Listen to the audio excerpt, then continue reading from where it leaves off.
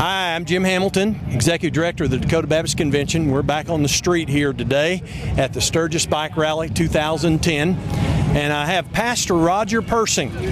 Roger is a pastor at Church at the Warehouse in Sioux Falls, South Dakota. And just want to share a little story with you, Roger does, about something that was really interesting yesterday when he was working in the booth here downtown in Sturgis. Roger, what happened yesterday? A gentleman came up to me and approached me and asked if I remembered him from 3 years ago when I was working the booth, and I told him his face was familiar, but no, I didn't realize what his name was. I couldn't remember that.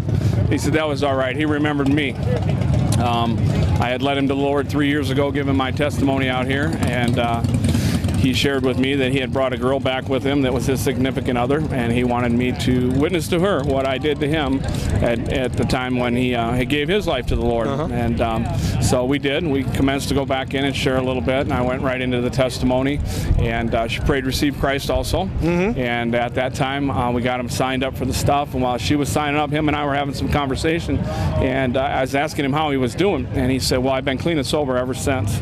And so I thought, wow, that's just really great. And he said that he had tried to contact me several times through an email card that I'd given him, an old card. Yeah. And I told him the account didn't work out and stuff. So I gave him another card so we could hook up, and told him to keep in touch because he's also riding with the Christian Motorcycle Association or something. Sure. You know, and yeah. So let me get this straight.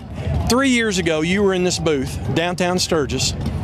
Yeah. And here a guy comes in.